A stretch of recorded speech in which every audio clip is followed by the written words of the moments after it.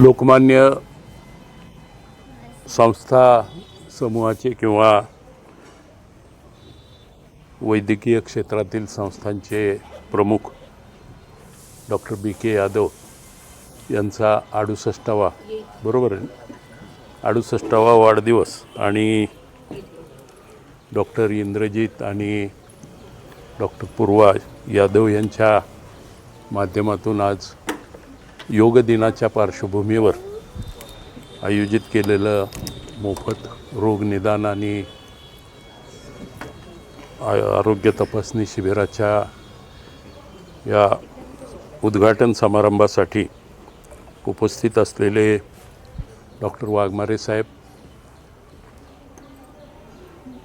दशरथ फुले, मिलिंदाप्पा, शरद कोले, खरं तर सगळ्यांचीच नावं घेता येतील, पण लोकमान्य संस्था समूहावर आणि डॉक्टर यादवांच्यावर प्रेम करणारी आपण सगळी मंडळी, प्रामुख्यानं या क्षेत्रात काम करणारे डॉक्टरांचे सगळे सहकारी, गेली अनेक वर्ष आपण प्रत्येक वर्षी पालखीच्या निमित्तानं आणि त्याच्याचबरोबर 21 जूनला डॉक्टरांच्या वाढदिवसाच्या निमित्तानं इथं मोफत आरोग्य तपासणी किंवा विविध आजाराचं मोफत तपासणी शिबिर आणि उपचाराचं आयोजन करतो. प्रामुख्यानं संत ज्ञानेश्वर माऊलींच्या पालखीच्या निमित्तानं पालखी सोहळ्यासमवेत येणारे जे वारकरी आहेत त्यांना तर खरं पालखी तळावर निश्चितपणानं या सगळ्या आरोग्याच्या सुविधा मोफत उपलब्ध असतात, पण तरीसुद्धा मी प्रत्येक वर्षी पाहतो की डॉक्टरांच्या या दवाखान्यात आवर्जून त्या पालखी तळावरचं सगळा तिथला स्वागताचा आणि याचा आरती झाल्यानंतर मुद्दामून इथं येऊन डॉक्टरांची भेट घ्यायची, त्यांच्याकडनं जे काही औषधोपचार असतील ते घ्यायचे, असं काही दिंडीकरांचा एक प्रघात आहे म्हणा किंवा त्यांची एक परंपरा आहे. म्हणजे जशी माऊलींच्या सोबत आळंदी ते पंढरपूर जाण्याची परंपरा आहे डॉक्टर साहेब, तसंच डॉक्टर यादवांना भेटण्याची परंपरा काही दिंडीकरांनी गेली अनेक वर्ष सांभाळलेली आहे.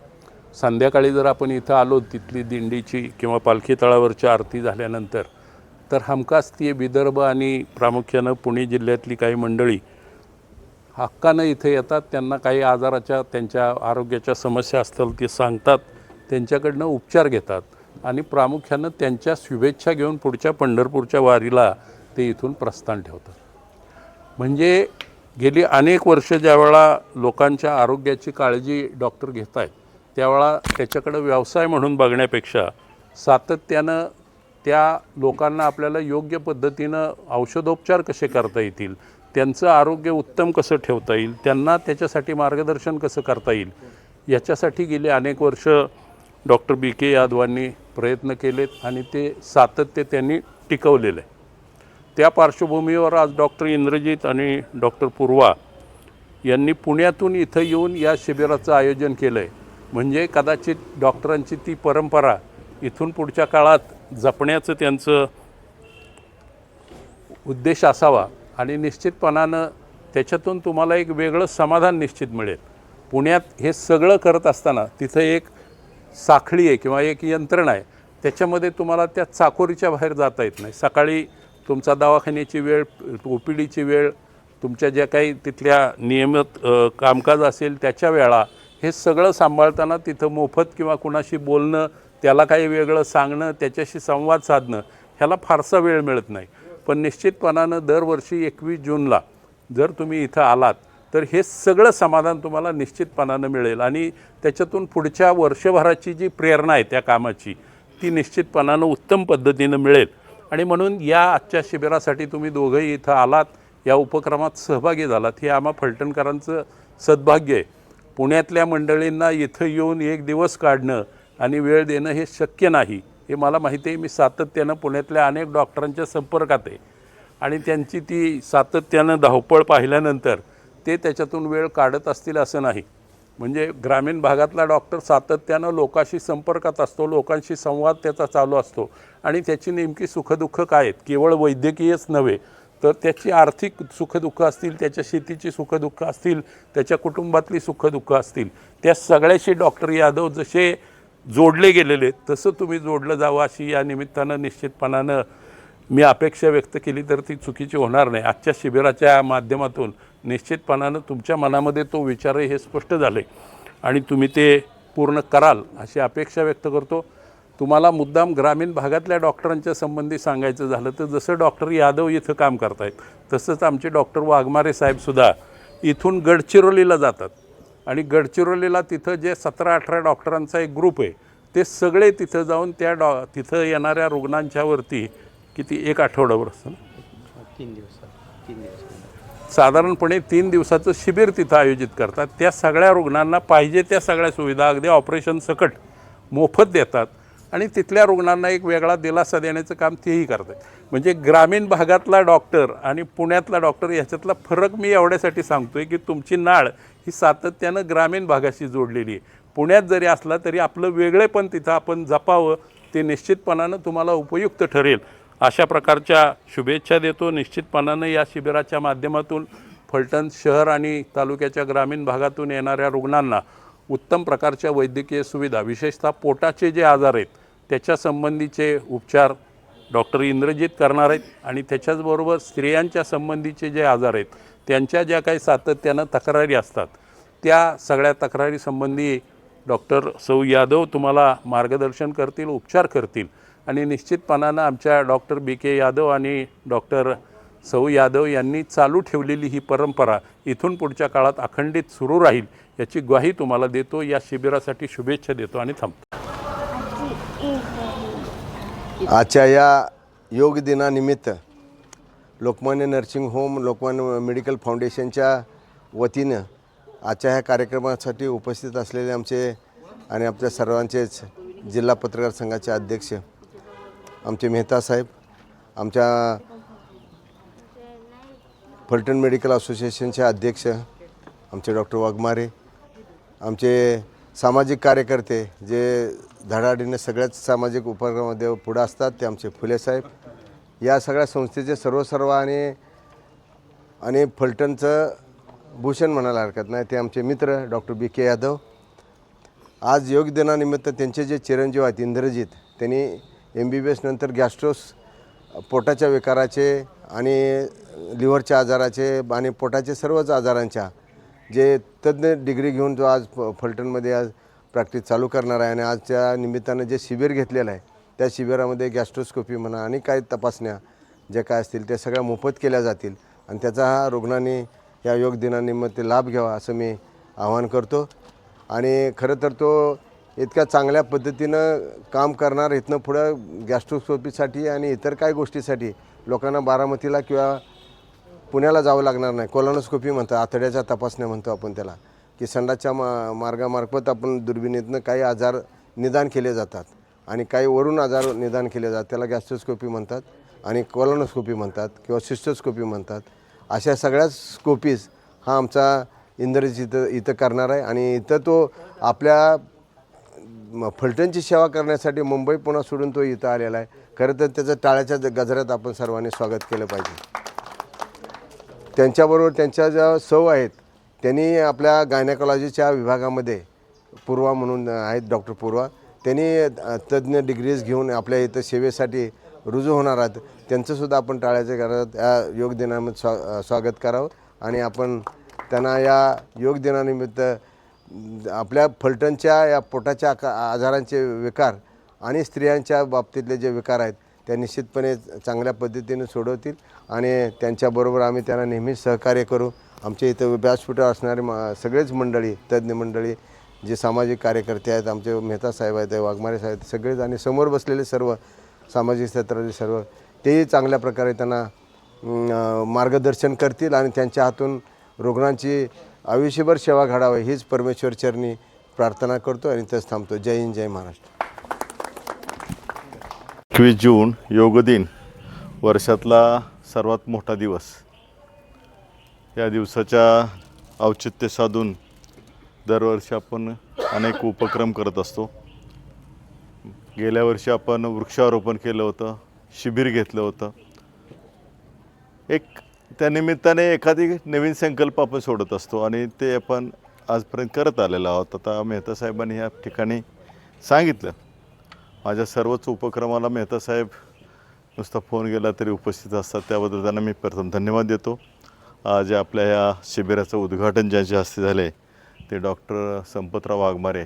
गेले 40 वर्षे ते सुद्धा फलटण शहरामध्ये आणि वैद्यकीय सेवा सरकारी माध्यमातून अधिक त्यांच्या प्रायव्हेट व्यवसाय करत त्यांनी सेवा दिलेली आहे.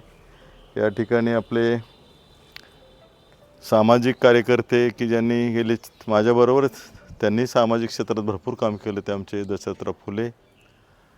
आमच्या वैद्यकीय शाखेत राहून राजकारणात सुद्धा ज्यांनी यश मिळवलं ते आमचे मिलिंद अप्पा नेवसे. या ठिकाणी आमचे सेवानिवृत्त PI माननीय मारुतराव मोरे. जगताप साहेब आमचे मित्र, फोन केल्यानंतर लगेच उपस्थित राहणारे चांडक आणि आमचे जाधव सर, सगळे पेशंट, आमचे माजी सरपंच कोल्हे साहेब, या ठिकाणी उपस्थित असलेले आमच्या सर्व शिबिरामध्ये मोफत सेवा देणाऱ्या शेख मॅडम आणि खरं तर आमच्या सगळ्याच कुटुंबाची कायमस्वरूपी कुठलाही कार्यक्रम असला तरी त्याबरोबर आमच्या संस्थेबरोबर काम करणारे अधिक आमच्या खाजगी सर्वच उपक्रमात सहभागी असलेले जगताप दाम्पत्य यांचं सर्वांचंच मी कौतुक करतो, त्यांना धन्यवाद देतो. माझ्या ह्या लोकमान्य मेडिकल फाउंडेशनमध्ये सध्या काम कार्यरत असलेले डॉक्टर अमित मोरे, त्यानंतर डॉक्टर चंद्रशेखर यादव. खरं तर मेहता साहेबांनी आता सांगितल्याप्रमाणे किंवा हे शहरी डॉक्टर आणि ग्रामीण डॉक्टर हा जो फरक सांगितला तर म्हणजे एक पत्रकाराचे आतलं बोलणं बाहेर आलं. कारण ते असे साधेसुधे पत्रकार नाहीत. फलटणमध्ये राहतात, जसे प्राचार्य शिवाजीराव भोसले फलटणमध्ये राहत होते, परंतु त्यांचं देशात नाव होतं, राज्यात नाव होतं. तसं पत्रकारितेमध्ये अरविंद मेहता साहेबांचं जरी फलटणसारख्या छोट्या गावात राहत, आता आपल्याला वाटतं फलटण मोठं, पण ते छोटं आहे. जगाच्या मानाने बाहेर तुलनेनं छोटं गाव आहे आणि ह्या छोट्या गावात राहून ह्या व्यक्तीचं व्यक्तिमत्व टोटल पत्रकारितेमध्ये खूप उच्च दर्जाचं आहे. हे जो खऱ्या अर्थाने विचार करतो त्यालाच माहीत आहे, बाकीच्या लोकांना हे कळणार नाही. पण मेहता साहेबांची उंची किती आहे आणि मग त्यांची उंची कशी ठरवायची, कार्यक्रम किती मोठा महत्त्वाचा नाही, कार्यक्रमातलं बीज काय आहे, बेसिक काय आहे हे त्यांच्यासाठी महत्त्वाचं असतं. आता कार्यक्रमाला किती माणसं येणार आहेत, 500 माणसं येणार आहेत तर मग मी येणार, ह्यातले ते नाहीत. त्यांना माहिती आहे कार्यक्रम काय आहे. इथं जनतेची सेवा मोफत दिली जाणार आहे म्हणलं तर मला तिथे गेलं पाहिजे. नुसता एक फोन केला, काल फोन केला, आज ते म्हणले निघालोच मी. म्हणजे हे अशा प्रकारची जी माणसं आहेत ना, त्या माणसांचं मूल्यमापन करणंच अवघड आहे माझ्यासारख्याला. तर या ठिकाणी मला एक सांगायचं आहे मेहता साहेब, तुम्ही जे मागाशी बोलला की बाबा डॉक्टरांनी आपल्या मुलांना आणि सुनबाईंना आपला हा वारसा पुढं जपावी. मुळात हा मुलगा ज्यावेळी 12वी पास झाला त्यावेळी त्याला इंजिनिअरिंगसाठी IT क्षेत्रातली चांगलं इंजिनिअरिंगला ॲडमिशन मिळत होतं. त्याला 100 पैकी 100 मॅथमॅटिकमध्ये होते, केमिस्ट्री फिजिक्स त्याच्यावर चांगली मार्क होते. त्यामुळे त्याला इंजिनिअरिंगला त्याला म्हटलं तुला चांगलं मार्क मिळतं इंजिनिअरिंगमध्ये, तू का जात नाहीस. पण मला मेडिकलला जायचं. म्हणलं हे बघ, मेडिकलला जायचं जर असेल तर वैद्यकीय सेवा ही सेवा आहे, पैशासाठी इथं काम करून चालत नाही. पैसा हा व्यवहारासाठी लागतो, परंतु पैशासाठी जर तो वाटत असेल की माझा पप्पा आर्थिकदृष्ट्या सधन झाला ह्या व्यवसायातनं, तसं मला पण अजून जास्त पैसे कमवायचे असं जर वाटत असेल तर तू डॉक्टर की ह्या किंवा वैद्यकीय शाखेकडे जाऊ नकोस. मी आता साहेब म्हणजे त्याच्यासमोर मी सांगतो आहे. तेव्हा तो म्हणला तर त्याचे काय विचार बदलले असते तर मला माहीत नाही, पण त्यावेळी तो 12वीला असताना मेडिकलला जाण्यासाठी ज्यावेळी तो निघाला त्यावेळी त्याला म्हटलं होतं तुला जर वैद्यकीय सेवा करायची असेल, हा सेवेचा धंदा आहे, हा पैसा मिळवण्याचा धंदा नाही, पैसा हा त्याचा एक व्यवहार आहे. तर तशी जर मानसिकता असेल तर तू मेडिकलला जा, अन्यथा तू आपल्या इंजिनिअरिंगला गेलेला बरा पडेल. तर तू उद्योगपती होशील, एखाद्या मोठी फॅक्टरी कंपनी काढशील, ह्यात म्हणजे रात्रंदिवस काम करावं लागतं. सुदैवाने मुलगा अजून तरी त्याच विचाराचा आहे. कारण मी हे असा कॅम्प घेणार म्हणल्यानंतर दोघंही उभं येतात, ते नवले हॉस्पिटलला दोघं काम करतात. ती एक चांगली माझी सून आहे, उत्कृष्ट गायनेकोलॉजिस्ट आहे. म्हणजे ती जर इथं प्रॅक्टिस सुरू केली ना तर एवढा मोठा तिचा व्यवसाय उभा राहील. परंतु त्यांना अजून पुढच्या लेवलचं शिक्षण घ्यायचं आहे, पुढच्या लेवलचं काम करायचं आहे. त्यामुळे ते पुण्यामध्ये थांबलेले आहेत. आणि त्यामुळे मुलालासुद्धा अगदी मोठ्याच्या वाडी जरी माझे हॉस्पिटल काढलं ना तरी तिथं काम करणारा तो मुलगा आहे. ही माझी transfer of our vision, our thoughts to the next generation ही सगळ्यात महत्त्वाची आहे. ती मला त्यात I am happy in that. म्हणजे मला किती माझ्या जीवनात मिळालं काय मिळाल्यापेक्षा माझी येणारी पिढी ही समाजाला कायम नाळ जोडून राहील याची मला खात्री आहे. एवढं या ठिकाणी सांगतो. माझ्या वाढदिवसानिमित्ताने काय स्टेटस बघितलं असेल, काय बघितलं असेल, ह्या निमित्ताने काही कावानं लोक इथं उपस्थित राहिली. मी कोणालाही काय आग्रह केला नाही या म्हणून किंवा माझा वाढदिवस आहे म्हणून कोणाला सांगितलेलं नाही. परंतु आता माझ्यावर प्रेम करणारी ही फुले साहेब, मेहता साहेब, नंतर तुमचे आप्पा अशी माणसं आहेत. त्यांना कळलं तरी येतात. आमचे हे कोल्हे साहेब आहेत, जाधव सर आहेत. सर्वांना मी धन्यवाद देतो. आणि तुमच्या शुभाशीर्वादाने मेहता साहेब निश्चितपणे पुढं असंच काम चालू राहील ही अपेक्षा धरतो. माझ्या वाढदिवसानिमित्त आणि ह्या कार्यक्रमानिमित्त आपण जमलात, मला शुभेच्छा दिल्यात.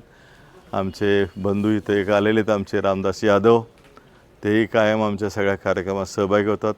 डॉक्टर शेखर गेला काय कुठे? तर सर्वांना मी परत एकदा धन्यवाद देतो. आणि आजचा माझ्या मते आता कार्यक्रम संपला आणि पुढचं काम सुरू करावं असं मी असताना थोडंसं अवघड वाटतंय की डॉक्टर विकी यादव सगळ्यांचेच मित्र आहेत. त्यांची जी दहशत आहे ही कसलीही दहशत नाही. या ठिकाणी मेहता बसलेले आहेत, उत्कृष्ट लावा की म्हटलं पत्रकार म्हणून ते आहेत.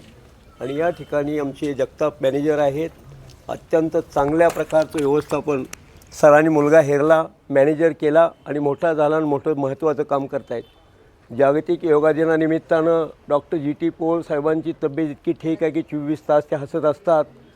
आम्हाला हृदयविकार कधी होणार नाही अशी खात्री ते इतक्या हास्यमधून देतात. आणि डॉक्टर विकी यादव ही 2 डॉक्टर माझ्या आवडीचे आहेत. सयाजी महाराज गायकवाड आणि शाहू महाराज गायकवाड भारतामध्ये झाले आणि देशामध्ये अध्यात्मापासून विद्यापीठापासून सर्व त्यांनी बदललं आणि हे देशाला देण दिली. अहिल्याबाई होळकरांनी, सावित्रीबाई फुल्यांनी शेवटच्या पोराला शिक्षण मिळत नव्हतं ते दिलं. आणि हे 2 डॉक्टर अत्यंत चांगल्या घरचे आहेत. दोन्ही शेतकऱ्यांची ही मुलं आहेत. डॉक्टर विकी यादव कापशीसारख्या अत्यंत कठीण परिस्थितीतून, दुष्काळाची भागातून आलेत. डॉक्टर GT पोळ तर फार मोठ्या कठीण परिस्थितीतून आलेत, पण मुळात ते श्रीमंत घरचे आहेत. आजोबा क्रांतिकारक वारसा आहेत. GT पोळांना जर आपण कधी गेलो तर ते निश्चित चांगलं चेकिंग करतात. पुणे, मुंबईला किंवा अमेरिकेला त्या स्थायिक होऊ शकले असते. तुम्ही म्हणताल की तुझा या आरोग्याचा काय संदर्भ आहे? मी 6वी ते 10वी 80 ते 90पर्यंत मुंबईतल्या प्रत्येक हॉस्पिटलला, गव्हर्नमेंटच्या 22 रुग्णालयामधून जे स्कूल ऑफ आर्ट आणि जे हॉस्पिटल आणि नायर हॉस्पिटल आणि संपूर्ण केम हॉस्पिटलमध्ये मी त्या काळामध्ये सर्व लोकांना घेऊन जात होतो. कितीही मोठं ऑपरेशन असो, मेधा पाटकरवर मी असायचो. कामगार नेते दत्ता सामंतांच्यावर असायचो. गुरुदास कामत, प्रमोद महाजनबरोबर असायचो. आणि रामदास आठवले साहेबांना त्या काळात काय पद मिळालं होतं? सेवा करा 24 तास सेवा जे लोक करतात ते लोक मला आवडतात.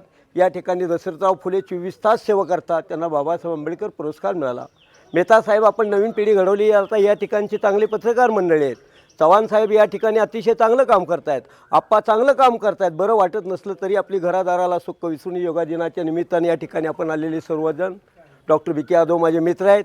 डॉक्टर विकी यादवांनी एकच काम केलं की मी या 25 वर्ष या ठिकाणी मुंबईवरनं इथनं आल्यानंतर सातत्यानं मुंबई महाराष्ट्रात प्रवास करत असताना त्यांनी माझे निश्चित गुण हेरलं की एकही दिवस मला त्यांनी माघारी पाठवलं नाही. मला संध्याकाळी थोडेफार काय 10-20 रुपये लागले, या 50-100 रुपये लागले, त्यांनी मला सातत्यानं दिलं. मला आता 6 महिन्यानंतर घरनं मीच इथं नसताना देशभर जाणार आहे साहेब.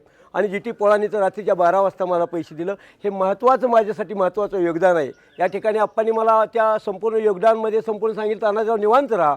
मला त्यांनी अन्न आणि पैसे दिलं. या तिन्हीचं मी आभार या ठिकाणी जाहीर मानतो. आपण निश्चित असं काम करायला पाहिजे. योग दिनाचं औत्सुक्य साधून डॉक्टर आपण इंद्रजित आणि पूर्वा यादवला या ठिकाणी उभं करताय आणि आपल्याच ठिकाणी या ठिकाणी सर्व गरजा आपल्या भागणार आहेत. कारण आपण समाजाचे डॉक्टर आहेत. केवळ आरोग्याचा, पोटाचा आणि हृदयाचा आणि मेंदूचा डॉक्टर होऊन उपयोग नाही, तर हा समाज प्रचंड अडचणीमध्ये अशा प्रकारचं डॉक्टरकीचं काम आपण करतात.